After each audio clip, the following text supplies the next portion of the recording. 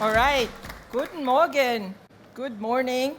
Are there any entrepreneurs out there who are looking for funding? Who's looking for funding here? Who is looking something to sell their idea to? How many times have you been in your company, you had the great idea, you pitched it to your manager and to your colleagues, and they were not interested? So that's why I founded Fark Labs, actually. I'm coming from the automotive world. You know, in the automotive, it takes a long time to deserve where you get to the point that you are. So I have been, in many places in the world, building factories, working with different people. But nowadays, in the chain of change, what got us here won't get us there. So we are actively thinking also this is a fair where everybody is also interested in thinking how we can change the ways we think. So it used to be, we used to say Americans innovate, Chinese imitate, Europeans regulate. It is changing. Now Americans are regulating, Chinese are innovating. What do Europeans are doing? I don't know. From my point of view, Europeans are hesitating.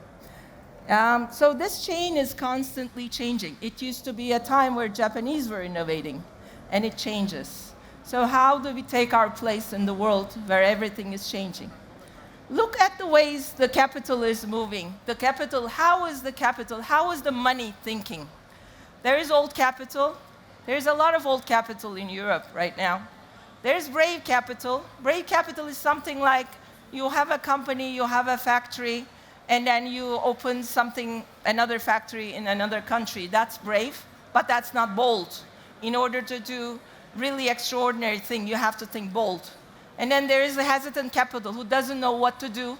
That is the most dangerous, because with that, you cannot move on. The world, the interesting people in the world, they are always looking for doing things faster, better, cheaper. That's the only three things we need to talk about, think about, and we need to shape everything accordingly. So, and I started, coming from a traditional industrial background in the automotive, how can I change the way I think, and started investing in different companies ever since 2006. So I did a series of investments out of Turkey, but I thought that, okay, you start in Turkey, but you have to take these companies global. And then we started taking these companies to Europe and to the United States for them to scale. Establishing some of the funds, and the spin-offs, and then Fark Labs is the actual situation where, in the automotive, everybody's thinking of that 1% improvement. But somewhere in Silicon Valley, somebody's thinking 10,000 times improvements. So how do you gap the bridge? How do you make these smart people think exponentially? And Fark Labs actually has a booth in A2, B232, if you want to visit and learn more about that. So the entrepreneurial thinking, you don't need to be an entrepreneur, but you need to think entrepreneurial. So 6 Ps you need to have: persistence, passion, people, purpose, progress, and planet. If a person has these 6 Ps, they can do a lot of things. They can do things faster, better, and cheaper.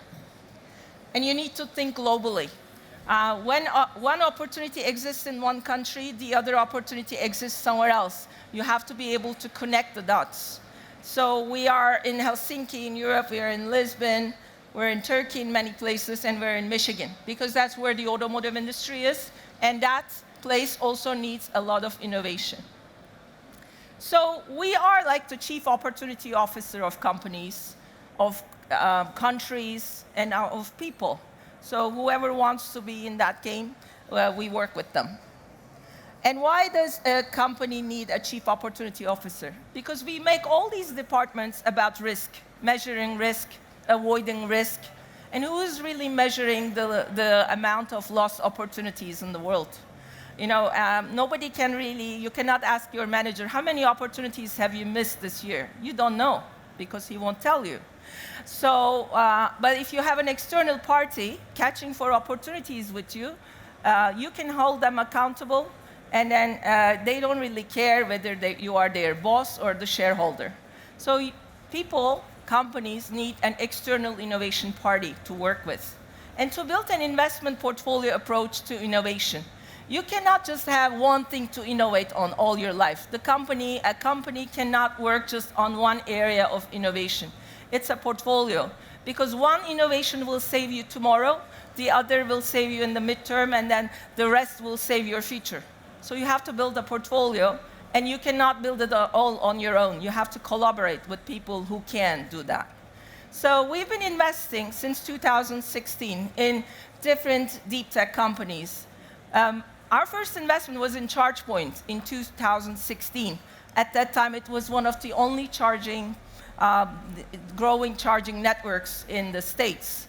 Then we invested in Wave. It's an autonomous AI, autonomous driving team out of Cambridge. So whoever is doing something interesting out of the box, we try to find them, invest in them. And now we're also heavily investing in Turkey, because Turkish companies have good talent, they have the skill, they have the motivation to do more. And the valuations are much modest. So if we were to spot a good company in Turkey, in Korea, in Finland, in Mexico, and scale them to the world, there we get the best of the returns. And on the left side, in the innovation as a service type, we have all these companies who are working with us as their external innovation partners. EIT is a partner for us also. We run all their Turkish programs with them. We focus on many industries. It's not just mobility, industrial technologies, clean tech, renewable, advanced materials, robotics, agri-tech, food tech. Artificial intelligence is in everything nowadays, and the chemicals. And then we have all these patterns. How do you take an idea and take it to the investment? How do you build an investment portfolio? So when you're building a fund, you cannot just say to us, I'm doing pre-seed or seed or Series A. As a company, you have to think as a whole portfolio. What is a strategic investment for me? What is an investment that I need to be inside in order to learn? What are the technologies that are going to save my company in the future? And also build the adjacent products. And then these are all the portfolios we are also placing in different places. And then that's not all. After you invest in a company, you have to scale the company. So they need customers, they need funds to follow their dreams. And the customers, to tell you the truth, it is very hard. Like, let's say it's a German company. There is a German startup we invested in. They are out of Neuss. So we spotted this company, but they were not able to get many German customers or European customers. We built their factory in Turkey, in Germany, and then we took them to the US. And within 2 years, the company accelerated from less than $1 million revenue now to almost $10 million this year. And now that they have customers, they need funding to build up their factories, and that's what we are working on. This is our office in Michigan. This is the company, Ampere, actually, we invested.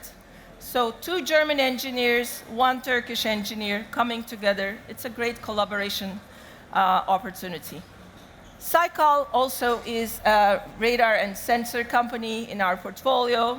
Viewtech is an autonomous driving camera company. Comodiv is a connectivity company. And if I were to tell you that you guys all drive on Austrian highways, for example, and then you are buying vignettes, right?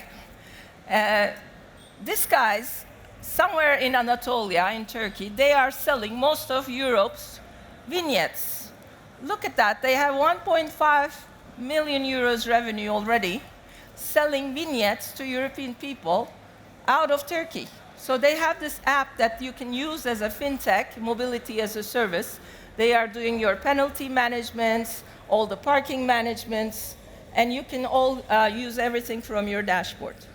So innovation is actually everywhere if you know where to look. Ion membranes, this is an e-bike Trippy, is e-bike sharing platform. Maestro Hub is a data intelligence platform. One of the first customers was Bosch Siemens, and they are still working with them. And so this is how we built an innovation portfolio. And along with our funds, we have the Future Industries funds that we are, because mobility is actually a very interesting industry. Out of mobility, you can move on and you can cross-sell to many other industries. So we have the Future Innovation Fund, we have the Mobility Technology Fund, and we also have the Gender Lens Fund. I personally believe that without gender diversity, there is no good, optimal innovation. So we also invest in companies with at least one female co-founder. Where is Europe now? So there is an immense effort to catch up for defense, all the spending for innovation, but the world is also moving towards fortress economies. So everybody wants to have their own economy, and we are all trying to figure out how we're going to survive in this world. European Commission has a lot of policies, new materials, not being dependent on incoming materials. How do we build our own system? There is a lot of changes in the transport technologies. It is a lot of change for an industry to grasp and to act and to react. There are transforming megatrends. Electrification is already there. No matter what we say, it is there. It is something that we need to be very ready at. But where is Europe's next opportunity? If we don't change the way we look at things, we're never going to find the opportunity. And you find the best opportunities actually in places where people are most challenged. In order to innovate, you need to have a challenger. If you are a new company, you're a startup, the first customer you will find will not be a legacy company. It will be another company who's challenging something. So challengers are welcome in this industry. So that is why I think of Turkey, and I'm as somebody that has been educated in the States, in Germany, I know the culture very well. And growing up in Turkey, and Turkey has been producing most of Europe's vehicles so far. But if you change the way you look at Turkish startups, I think Europe can also get a lot out of it. So it is, and we used to look at these developing countries as rental share providers. Let's say, here, produce my vehicle. But if we bring the mental share now and we change the perception and we start collaborating mentally, I think innovation will also come easily. So these are all the good numbers about automotive in Turkey. Despite the challenges in the Turkish economy, it is a great startup system. We have more than 7 unicorns in Turkey so far. It is a great place to start because starting is cheap and cost-effective in Turkey, and you have a lot of POC opportunities, but you need more funding. And together with the Turkish Supplier Association, we're building the first mobility and electrification fund and start investing in pre-seed and seed companies. They can also be European companies, German companies, in order to take them, provide them the POC, the components, the customers, and also take them global. This is our area where we're focusing, so we are focusing from seed stage to the growth stage. Because sometimes growth isn't about more effort, it is about changing the soil.